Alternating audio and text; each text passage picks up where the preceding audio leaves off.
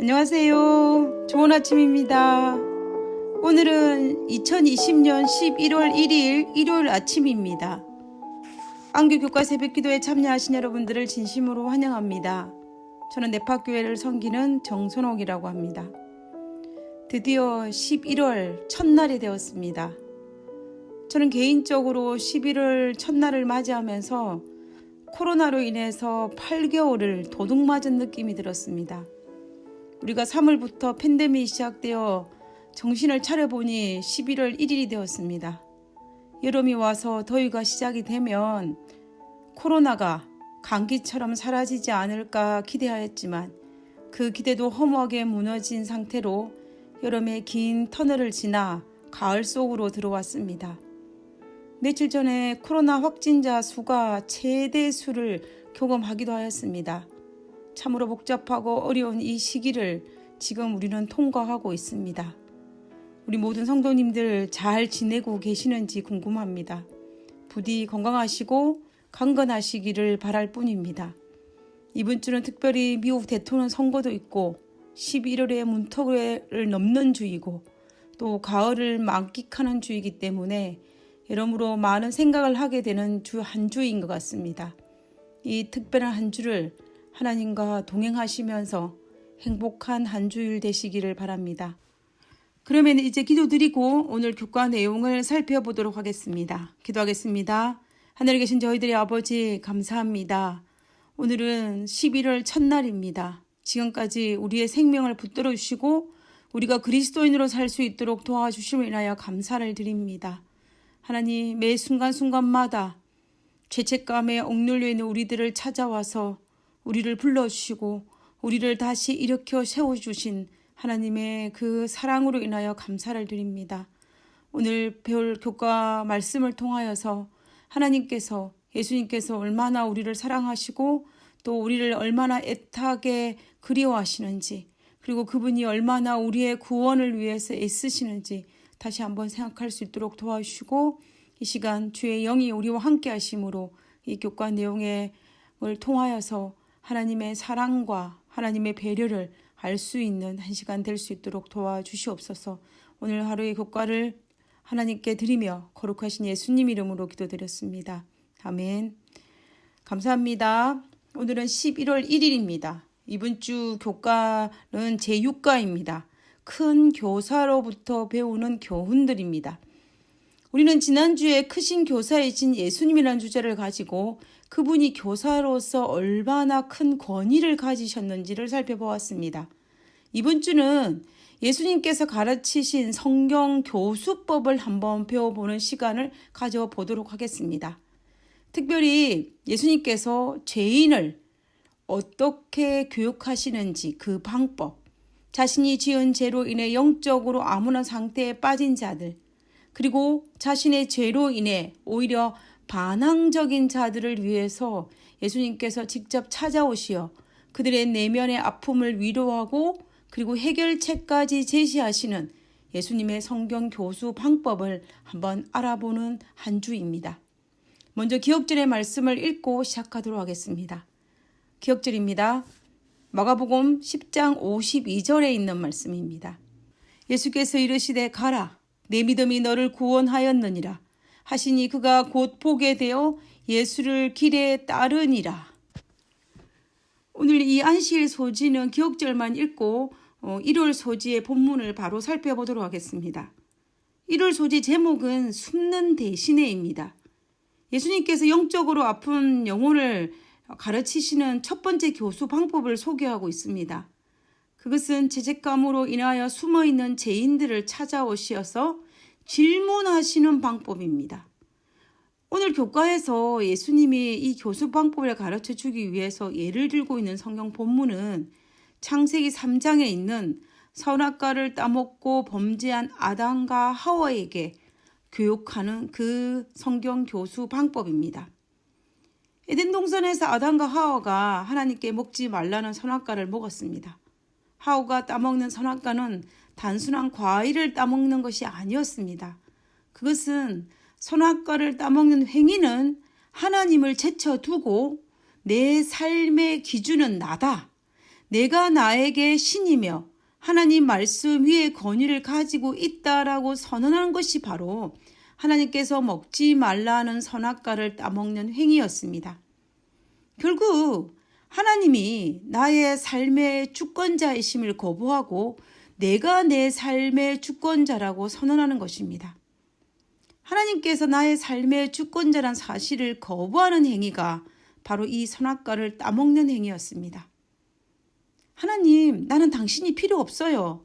나의 삶은 내 것이에요. 라고 외치는 것과 똑같은 것입니다.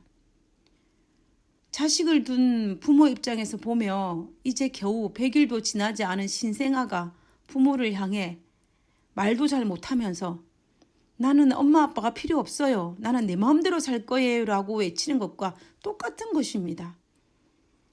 그런데 막상 아담과 하와가 선악과를 따먹고 보니까 이제 겨우 100일이 지나지도 않은 신생아가 부모가 필요 없다고 거절하고 나서 보니 무엇인가 잘못되었다는 것을 깨달은 것입니다. 그래서 아담과 하와는 무화과 나무를 엮어 치마를 만들었고 죄책감에 빠져 어찌할 바를 알지 못하는 그들의 모습을 취하고 있었습니다. 그때에 예수님께서 어찌할 바를 알지 못하는 아담과 하와를 찾아오셨습니다. 창세기 3장 8절에 그들이 그날 바람이 불 때에 동산에 거니시는 여호와 하나님의 소리를 듣고 아담과 그의 아내가 여호와 하나님의 낯을 피하여 동산 나무 사이에 숨은지라. 아담과 하와가 하나님의 목소리를 듣고 숨었습니다. 죄 지은 자의 전형적인 모습입니다. 숨는다는 것은, 피한다는 것은 무엇인가 불편하다는 소리이고 자신이 죄를 지은 죄인임을 알고 있다는 행동이고 그리고 자신이 스스로 죄로 인해 죄책감을 눌려 있다는 것을 드러내는 행동이 바로 숨는 것이며 피하는 것입니다. 그런데 문제는 숨는다고 해서 문제가 해결되지는 않습니다. 인류 역사에서 숨는다고 근본적인 문제가 해결된 적은 없습니다. 숨는 대신에 나와서 자신의 죄의 대가를 받거나 아니면 용서를 받아야만 합니다. 숨는 것은 문제를 해결하기 위한 행동이 아니고 죄 지은 자의 무책임한 행동입니다. 하나님께서도 아셨습니다. 아담과 하와가 숨는다고 해결되지 않는다는 사실을 말입니다. 그래서 죄 지은 자를 찾아오신 것입니다. 창세기 3장 9절에서 11절에 여호와 하나님이 아담을 부르시며 그에게 이르시되 내가 어디 있느냐? 이르되 내가 동산에서 하나님의 소리를 듣고 내가 벗었으므로 두려워하여 숨었나이다. 이르시되 누가 너의 벗었음을 내게 알렸느냐? 내가 내게 먹지 말라 명한 그 나무 열매를 내가 먹었느냐? 하나님은 찾아오시기만 한 것이 아니라 질문을 하셨습니다. 아담아 아담아 내가 어디 있느냐? 하나님은 아담이 어디에 숨었는지 이미 다 알고 계셨습니다. 심지어 에덴 동산에서 어떤 일들이 일어났는지도 이미 다 알고 계셨습니다. 그럼에도 불구하고 하나님은 아담과 하와를 배려하여 찾아와서 질문을 하신 것입니다. 어디 있느냐고 말입니다. 그리고 또 다시 질문하기를 누가 너의 벗었음을 내게 알렸느냐? 내가 내게 먹지 말라 명한 그 나무 열매를 내가 먹었느냐라고 질문하셨습니다. 하나님께서 아담에게 이런 질문을 한 것은 몰라서 질문을 한 것이 아닙니다. 아담을 의심해서 하신 것도 아닙니다. 그것은 질문을 통하여 그들이 처한 지금의 상태가 어떤 상태인지를 정확하게 깨닫게 해 주시기 위해서 한 배려의 질문이요, 사랑의 질문입니다. 하나님은 아담과 하와에게 그들이 지금 하나님이 먹지 말라는 선악과를 따먹음으로 말미암아 숨어있는 자신들의 모습을 깨닫게 하려고 그런 질문을 던지셨던 것입니다.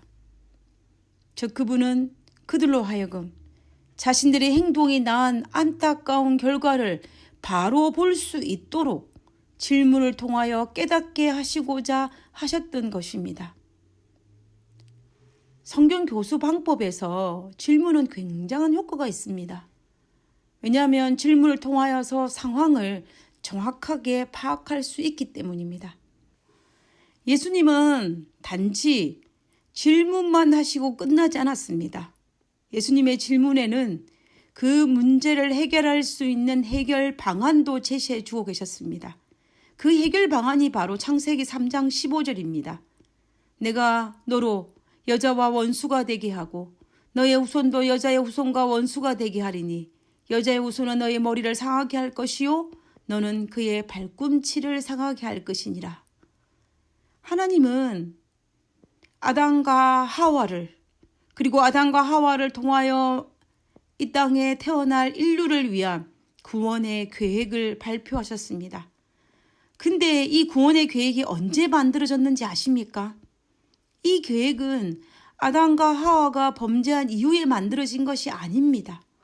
아담과 하와를 창조한 이후에 만들어진 것도 아닙니다. 이 구속의 계획은 아담과 하와가 창조되기 전에 이미 만들어 주셨습니다. 하나님은 아담과 하와가 범죄하여 죄책감으로 숨는 그들을 찾아와 숨는 대신에 숨지 말고 밖으로 나와서 하나님께서 너희를 위하여 준비한 구속의 계획을 들으라고 하셨던 것입니다. 다시 말하면 죄지은 아담과 하와가 죄지은 문제를 해결할 수 있는 해결 방안을 가르쳐 주신 것입니다. 바울은 이 부분을 두고 로마서 5장에서 장황하게 설명하고 있습니다. 바울의 요점은 이것입니다. 아담과 하와의 범죄로 말미암아 모든 사람이 사망에 이르렀지만 예수 그리스도로 말미암아 모든 사람들이 생명을 얻었다라고 말입니다. 첫 번째 아담의 범죄로 모든 이들이 사망에 이르렀지만 둘째 아담이신 예수님이 십자가의 대속으로 돌아가심으로 말미암아 모든 사람들에게 생명의 길을 열어주셨다라고 설명하고 있습니다.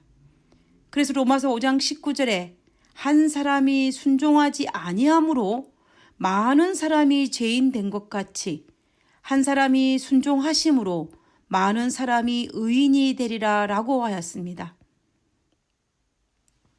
이 교과 방송을 들으시는 우리 성도님들은 혹시 내 삶의 주인이 나 자신이라고 생각하는 분은 계십니까?